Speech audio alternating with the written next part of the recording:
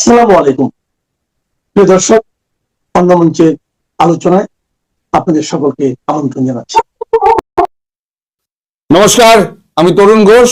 যে গতকালকে বলেছিলাম আজকে আমি জানাবো যে কি করে শেখ হাসিনাকে ফিরিয়ে দেওয়া হবে, সেই প্রসঙ্গটা আমি আপনাদের বলবো। কিন্তু গতকালকে আপনাদের পুলিশের আইজিপি, তার নাম হচ্ছে মোহাম্মদ বাহারুল, তিনি বলেছেন যে ভারতবর্ষ থেকে সমস্ত তথ্য উপাত্ত যা দেখানো হচ্ছে তার উপরে আমরা নজর রাখছি। ডিজিএফআই তো নজর রাখছেই, সেখানেও তো বুদ্ধিমান মানুষের অভাব নেই।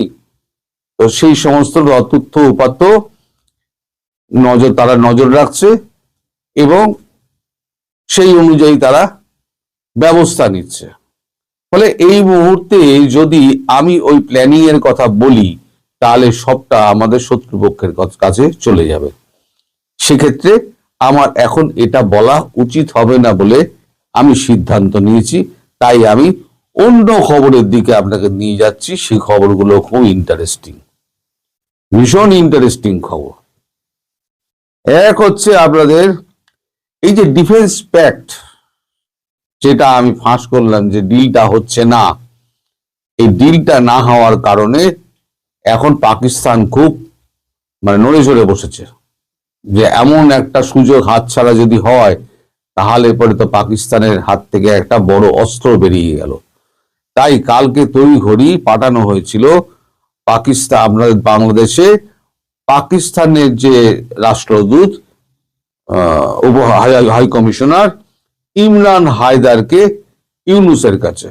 ইউনুসের সঙ্গে ইমরান হায়দারের 4:30 দেখা হয়। 4:30 থেকে 4:45 এরকম সময় হবে, 4:30 পৌনে 5টা নাগাদ দেখা হয়। দেখা হওয়ার পরেতে আমাদের এই ইমরান হায়দার, পাকিস্তানি হাই কমিশনার, তিনি বলেন যে ঢাকা আর একবার এই ডিফেন্স প্যাক্টটা নিয়ে বিবেচনা করুক। ডিফেন্স প্যাক্টটা না হলে পরে আমাদের দু দেশের পক্ষে ক্ষতিকর অবস্থা হবে এবং বাংলাদেশের যা সামরিক অবস্থা তাতে বাংলাদেশ ভারতের কাছে খুব একটা সুরক্ষিত নয় মিলিটারিলি। এখন পাকিস্তান মিলিটারিলি কি সুরক্ষা দেবে? যখন পাকিস্তানকে মারলাম, সব তো একেবারে গুঁড়িয়ে দিলাম, তখন তো একটা প্লেনও উঠলো না, একটা মিসাইলও উঠলো না, সব তো উড়লো না বলবো না, উড়েছে, কিন্তু ভারতবর্ষ সবকটা আকাশেই ধ্বংস করে দিয়েছে। ফলে আপনাদের এখান থেকে যেগুলো বলা হচ্ছে না আমাদের জন্য পাকিস্তান মিসাইল মারবে, ভুলে যান। নিজের দেশ বাঁচাতে পারে না। সেনাপ্রধান হেরে যাওয়ার পর ফিল্ড মার্শাল হয়ে গেছে। ফিল্ড মার্শাল সে আসিম মুনির, তিনি গিয়ে মারিয়াম বাংকারে তিনি আশ্রয় নিয়েছিলেন। এবারে তিনি 250 ফিট নিচে নিজস্ব বাংকারে তিনি আশ্রয় নেবেন বলে ঠিক করেছেন এবং বাংকারও নির্মাণ হয়ে গিয়েছে। কারণ ভারত খুব শিগগিরই আবার মারবে, এবার মেরে একেবারে গাজা বানিয়ে দেবে। তার সঙ্গে সঙ্গে পড়বে বাংলাদেশ, যদি না সমস্ত কিছু শোধরায় যেগুলো বলা হয়েছে। অজিত দোভাল আবার একটা হুমকি দিয়েছেন, সেই প্রসঙ্গে আমি পরে আসছি। এখন ওই যখন কথাবার্তা হচ্ছে ইমরান হায়দারের সঙ্গে, তখন ইমরান হায়দার বাধ্য হয়ে পাকিস্তানের যিনি উপপ্রধানমন্ত্রী ইশাক দার, তাকে ফোন করেন। ফোন করে তার সঙ্গে ডক্টর ইউনূসের কথা বলান। ডক্টর ইউনূস তাকেও বলেন যে না, আমরা এটা এখন করতে পারবো না, পরবর্তী নির্বাচিত সরকার যে আসবে তারা বিচার বিবেচনা করে করবে, we are in lot of pressure. শুধু এই কথাটা উনি বারবার আউড়ে গেছেন, যতবার অনুরোধ এসছে ততবার একটাই কথা হয়ে গেছে, বলে গেছেন উনি, we have a lot of pressure. তারপরেতে তারা ব্যর্থ মনোরথ হয়ে ফিরে যায়। এবার পরের খবরটা হলো এই যে কেরানীগঞ্জে যে মাদ্রাসায় যে বোমা বিস্ফোরণ হলো তাতে 5 জন যে মারা গিয়েছে, এই 5 জনের শরীরে অঙ্গ প্রত্যঙ্গ পুরো বিচ্ছিন্ন হয়ে গিয়েছে। ওখান থেকে আপনাদের পুলিশের যে কাউন্টার টেরোরিজম ডিপার্টমেন্ট, সেখান থেকে 3 জন নারী সহ 6 জনকে গ্রেপ্তার করেছে। গ্রেপ্তার করার পর তাদের যে জিজ্ঞাসাবাদ করা হয়, জিজ্ঞাসাবাদে তারা পরিষ্কার জানায় যে জামাত ইসলামী তাদেরকে এইখানে অংশ নিতে বলেছিল এবং সেখানে সুইসাইড বোম্বিং এর প্রশিক্ষণ দেখানো হচ্ছিল। বোম্বিং বেল্ট, তারপর বোম্বিং শুট, ডেটোনেটর, সমস্ত কিছু ওখান থেকে পাওয়া গিয়েছে। তার মানে ভারত যে নজর রাখছে না তা নয়, আমরা কিন্তু সব জানি কোথায় কি হচ্ছে না হচ্ছে, সব জানি। আমি একটা একটা করে বলে যাচ্ছি। অজিত দোভাল কেন বারবার হুমকি দেবেন না, একটা সময়ের পর তখন কিন্তু সময় আসবে মার খাওয়ার। আচ্ছা, এবারে আমাদের আফগানিস্তানে খুব সম্ভবত আমার মনে হচ্ছে তাহরিকে লাব্বাক পাকিস্তান, টিএলপি বলা হচ্ছে আফগানিস্তান থেকে, কিন্তু আফগানিস্তানের সঙ্গে ভারতের যা সম্পর্ক, আফগানিস্তানের কোনো তালিবান এখানে এসে প্রশিক্ষণ দেবে না। আমার মনে হচ্ছে এটা তাহরিকে লাব্বাক পাকিস্তান বলে খাইবার পাখতুনখোয়ার একটা দল রয়েছে, তারা হচ্ছে সন্ত্রাসবাদী দল, তাদেরও ওইখানে মৌলবাদী আছে, তারা ঢাকার সঙ্গে একটা সম্পর্ক তৈরি করেছে। সম্ভবত টিএলপি থেকে তাহরিকে লাব্বাক পাকিস্তান, তো তাহরিকে লাব্বাক পাকিস্তানের যিনি এখানে গত এক সপ্তাহ ধরে ঘুরে বেড়াচ্ছেন, খুব খোলামেলা ঘুরে বেড়াচ্ছেন, বিভিন্ন মাদ্রাসায় যাচ্ছেন, তার নাম হচ্ছে মোল্লা নূর আহমেদ নূর, দুটো নূর, মোল্লা নূর আহমেদ নূর। তিনি এসে ঢাকার সমস্ত মাদ্রাসা ঘুরছেন এবং হুতি এবং হরকাতুল জেহাদ, যে হুজি যেটা, এদের সঙ্গে একটা গোপন মিটিং করছেন। এটা কিন্তু বেশ দীর্ঘদিন ধরে এইটা চলছে। এটাও কিন্তু ভারতবর্ষ নোট ডাউন করেছে এবং ইউনূসের কাছে পাঠিয়ে দেওয়া হচ্ছে নোট হিসেবে। তাছাড়া এই যে কূটনৈতিক চাপ, আমি যেটা বলেছিলাম, শেষ কূটনৈতিক চাপ, যে কারণে তারেক জিয়াকে ওখানে পাঠানো হয়েছে, সেই কূটনৈতিক চাপের একটা অংশ কি হচ্ছে জানেন?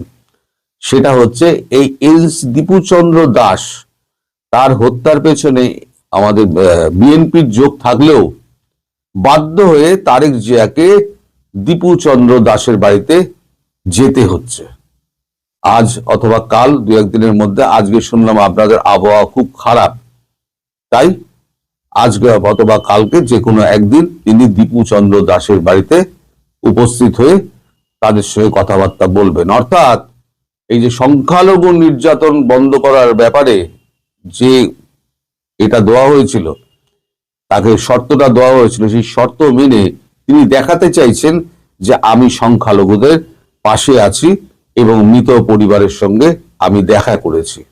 এটা হচ্ছে একটা কূটনৈতিক চাপের একটা অংশ হিসেবে। শেখ হাসিনা তিনি যেটা বলেছেন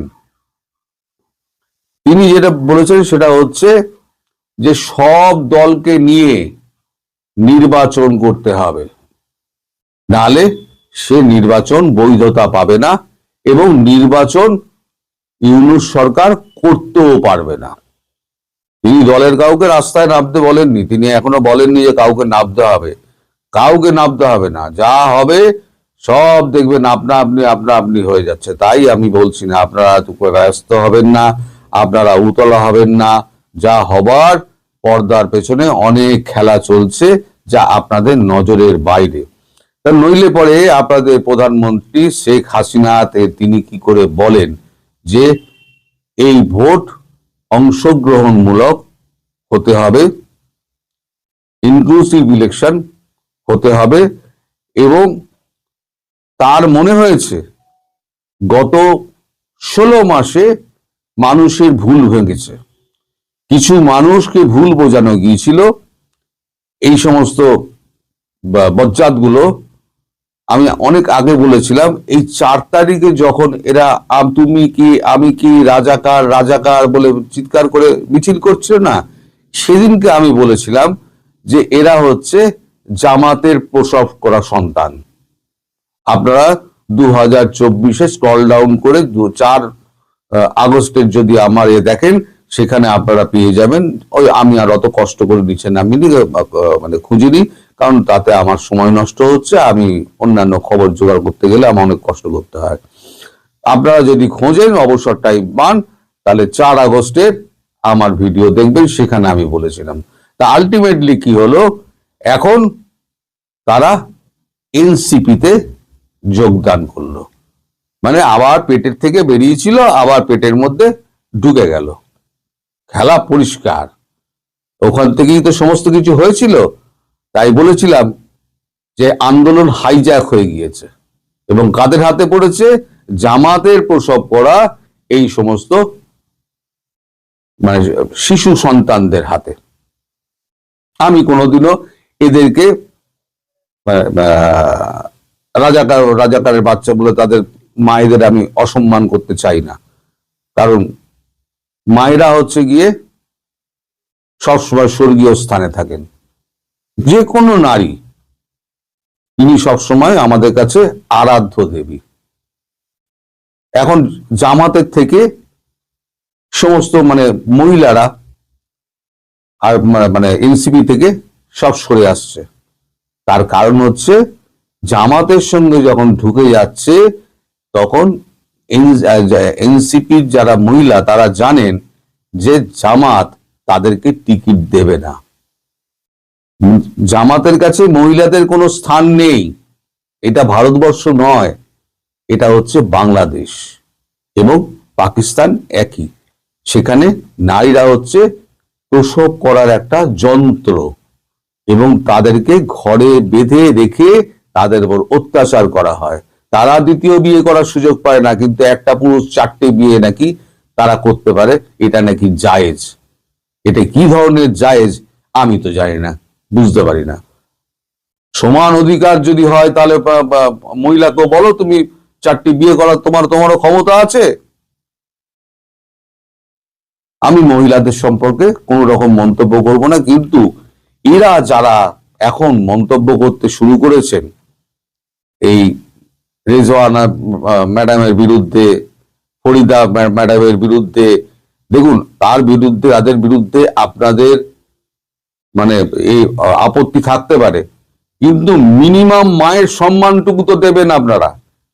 এত বড় আপনারা অশিক্ষিত ছাগল এবং কুসন্তান, আপনারা নিজের মাকে পর্যন্ত আপনারা শ্রদ্ধা করেন না। যদি মাকে শ্রদ্ধা করতেন, তাহলে এই মহিলা উপদেষ্টা যারা রয়েছেন, আমি তো গালাগালি করি, ইউনূসকে গালাগালি করি, সে পুরুষ মানুষ বলে তাই গালাগালি করি, কিন্তু আপনি কখনো দেখবেন না আমি কোনো মহিলা সম্পর্কে আমি কখনো কথা বলেছি, কারণ তারা হচ্ছে মায়ের জাত। আপনি যে মায়ের থেকে সন্তান বা আপনাকে প্রসব করে বার করেছেন না, তবে আপনি দুনিয়াটা দেখেছেন। আর 71-এর স্বাধীনতা যদি না থাকতো, তাহলে পরে আপনাদের আজকে পাকিস্তানি সৈনিকদের আজকেও বুটের লাথি খেতে হতো। সেই 71-কে আপনারা অস্বীকার করেন। আপনারা জানোয়ারের জানোয়ার, অধমেরও অধম।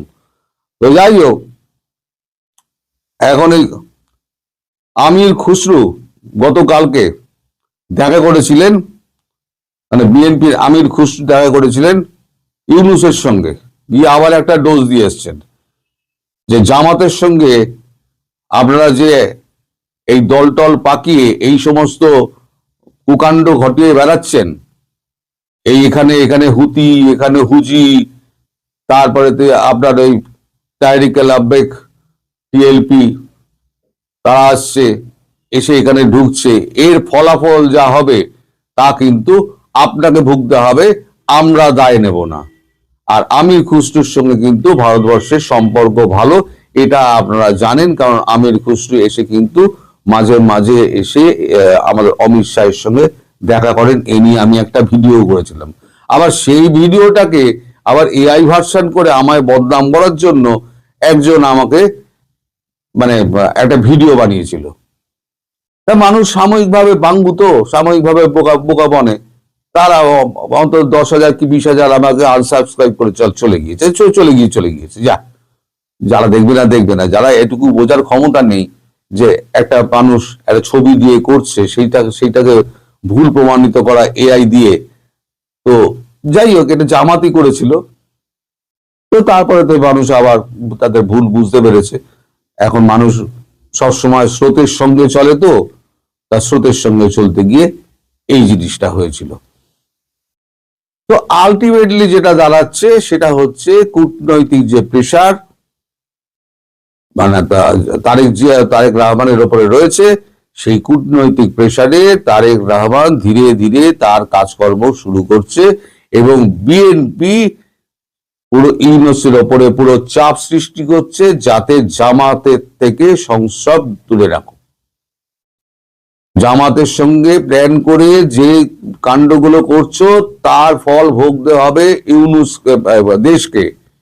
ইউনূস কিন্তু তখন পালাতে পারবেন না এবং তখন বলতে পারবেন না আমি কিছু জানি না, আমি কিছু জানি না। এই কথাটা ডক্টর ইউনূস বলতে পারবেন না। তিনি দেশে বিদেশে বিলিয়ন বিলিয়ন ডলারের সম্পত্তি করে রেখে দিয়েছেন। আমি ফ্রান্স থেকে খবর পেয়েছি, আমি এ নিয়ে পরে খবর করব। শুধু একটা বিল্ডিং আছে 20 বিলিয়নের, একটা বিল্ডিং। সে বিল্ডিং এর ছবিও আছে আমার কাছে, তথ্য উপাত্ত সব রয়েছে।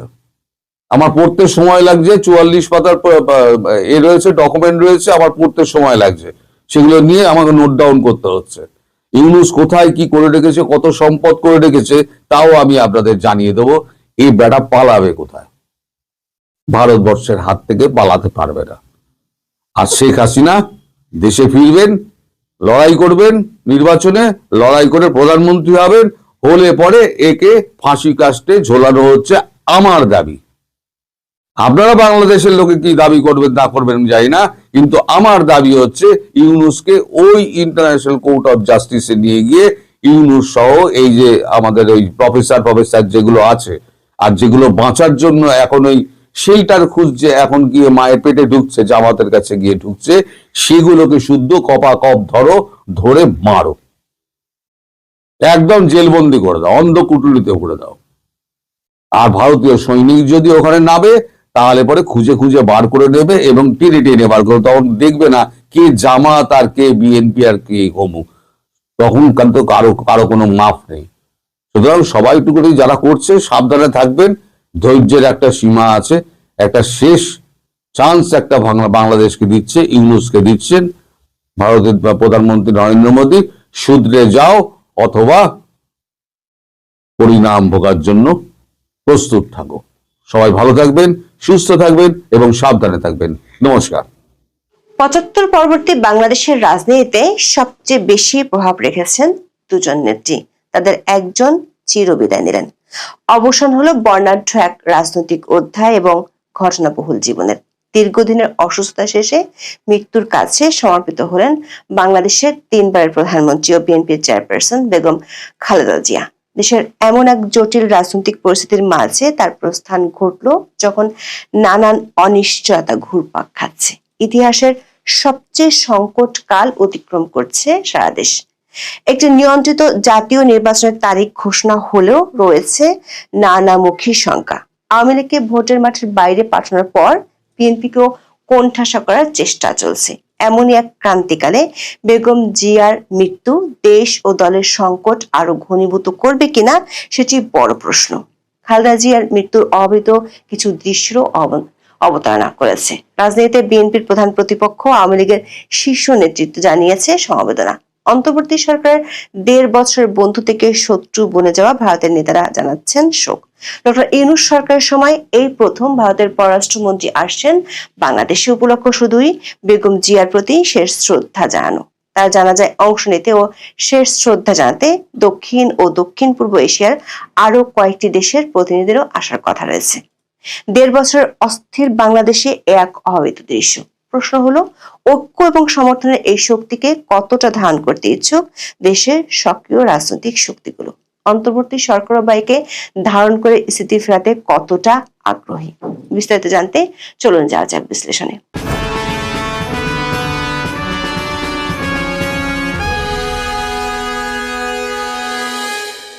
3 বার প্রধানমন্ত্রী ও বিএনপি চেয়ারপারসন বেগম খালেদা জিয়ার মৃত্যুর ঘোষণা আসে 30 ডিসেম্বর ভোরে। সকাল 7টার দিকে বিএনপির ফেসবুক পেজে এক পোস্টে জানানো হয়, বেগম জিয়া সকাল 6টায় ফজরের ঠিক পরে ইন্তেকাল করেছেন।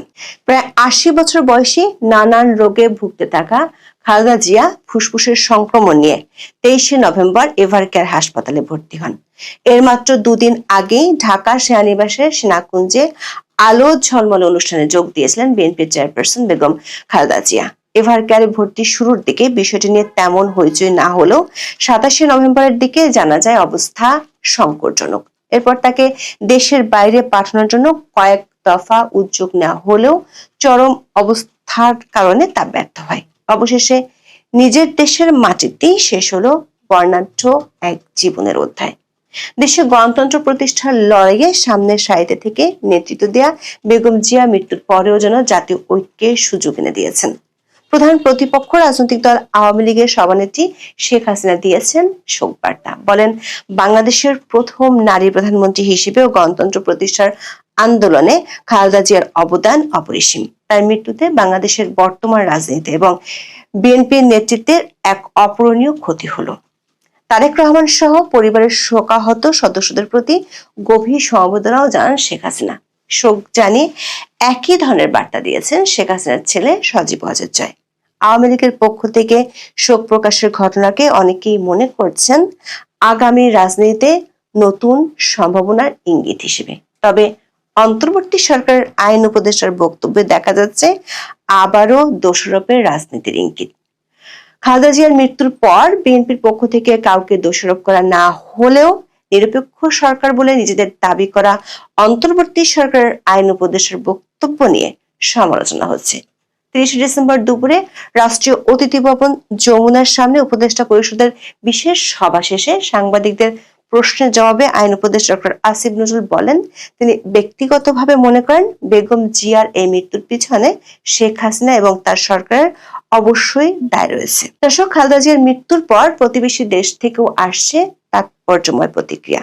বিশ্ব নেতাদের মধ্যে প্রথম শোক জানান ভারতের প্রধানমন্ত্রী নরেন্দ্র মোদী। ফেসবুক ও এক্সে দেওয়া বার্তায় নরেন্দ্র মোদী জানান, তিনি বেগম খালেদা জিয়ার মৃত্যুর খবরে গভীরভাবে শোকাহত।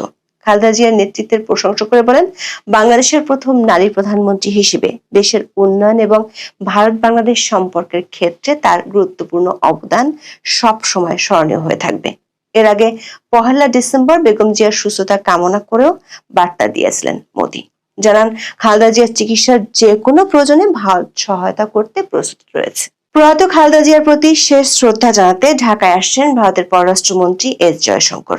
ডক্টর মোহাম্মদ ইউনূস ক্ষমতায় আসার পর এই প্রথম ভারতের কোনো মন্ত্রী ঢাকায় আসছেন। এই ঘটনাকে কূটনৈতিকভাবে অত্যন্ত তাৎপর্যপূর্ণ বলে মনে করছেন বিশ্লেষকরা। বিশেষ করে এর মাধ্যমে গণতান্ত্রিক শক্তি ও ব্যবস্থার প্রতি প্রতিবেশী দেশের সমর্থন আরো দৃশ্যমান হচ্ছে বলে মনে করা হচ্ছে। সেই সঙ্গে বাংলাদেশের প্রধান দলগুলোর সঙ্গে দিল্লির ঘনিষ্ঠ সম্পর্ক বজায় রাখার আগ্রহ পরিষ্কার হচ্ছে জয়শঙ্করের ঢাকায় আসার মাধ্যমে।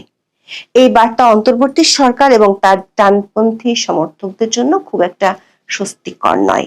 সামাজিক যোগাযোগ মাধ্যমে ইতিমধ্যে শুরু হওয়া প্রচারণা থেকে সেটি পরিষ্কার হয়ে উঠছে।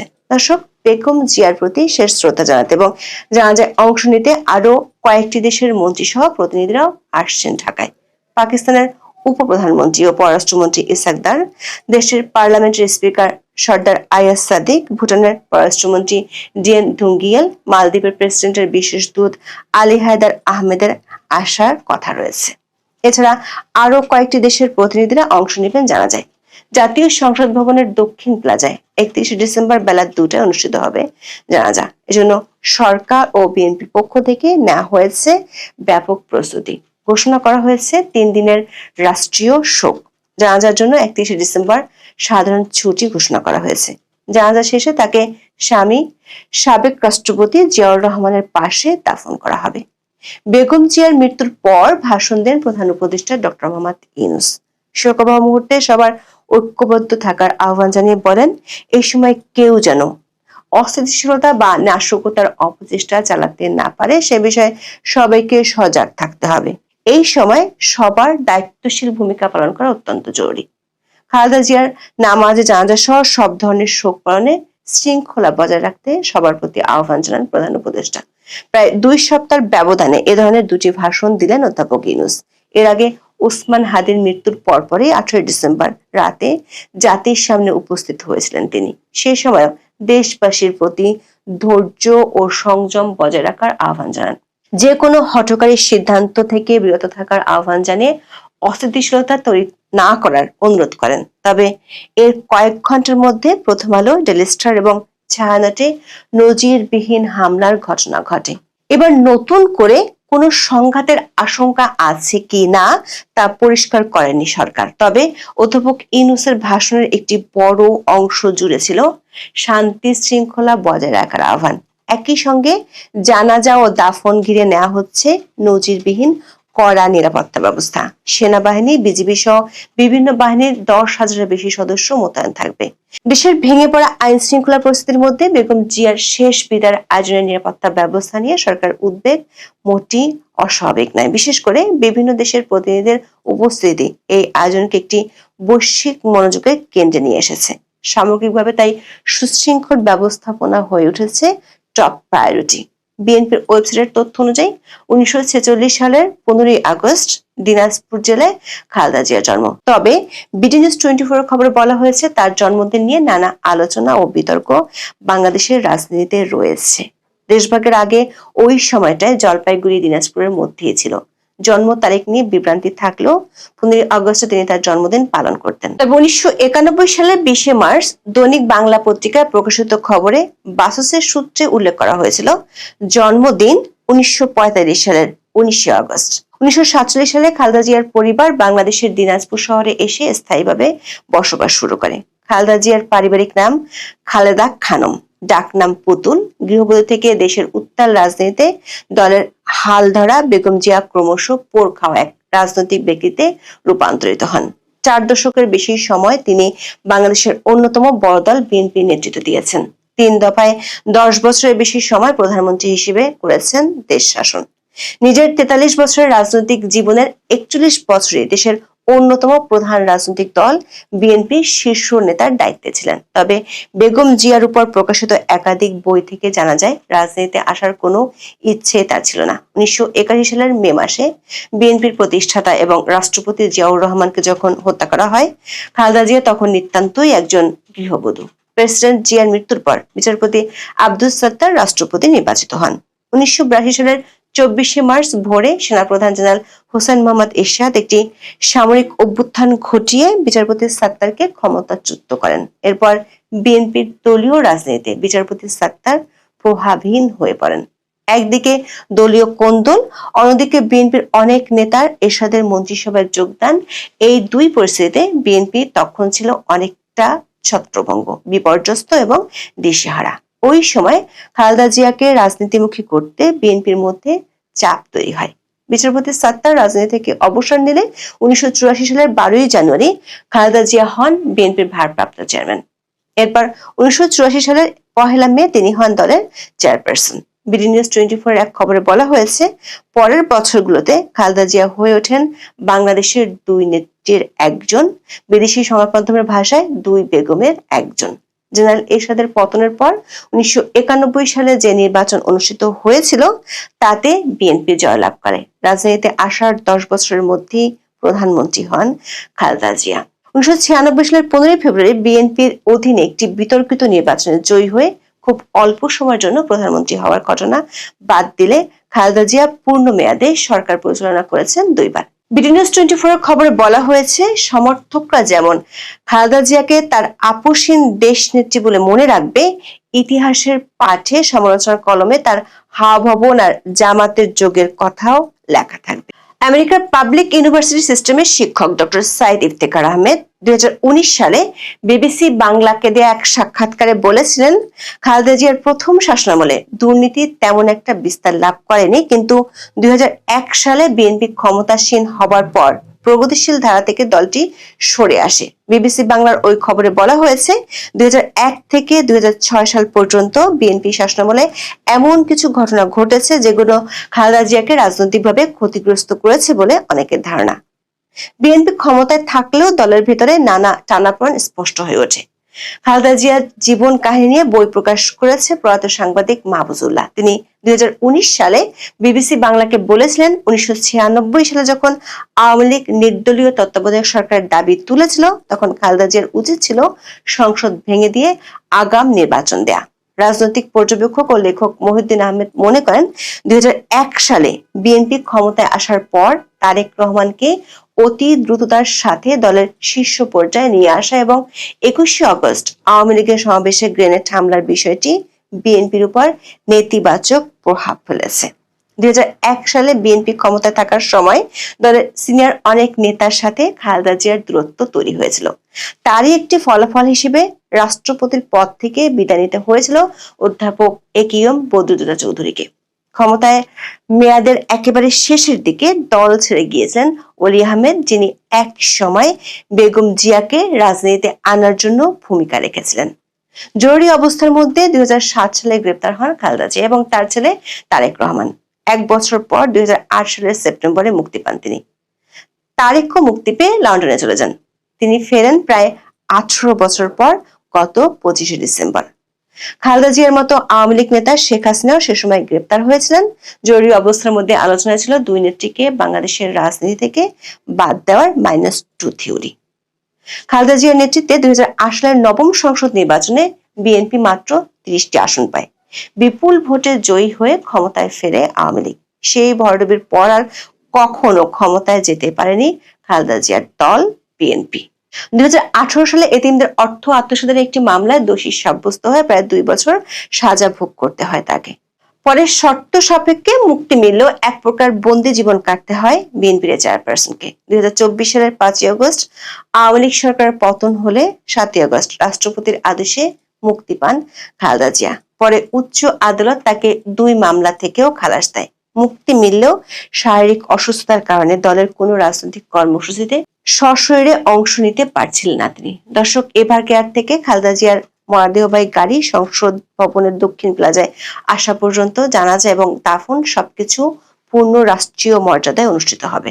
তার জানাজা, দাফন সহ প্রতিটি অনুষ্ঠানে সরকারকে সর্বাত্মক সহযোগিতা করছে বিএনপি। এর মধ্য দিয়ে অবসান করছে বাংলাদেশের রাজনীতির ইতিহাসের বর্ণাঢ্য একটি অধ্যায়। তবে মৃত্যুর পরেও বেগম জিয়া যে ঐক্যের আবহ তৈরি করেছেন তার সুফল কি নিতে তৈরি বাংলাদেশ? এখন এ পর্যন্ত। সবাই ভালো থাকুন, সুস্থ থাকুন, নিরাপদে থাকুন। দেখা হবে আগামী পর্বে।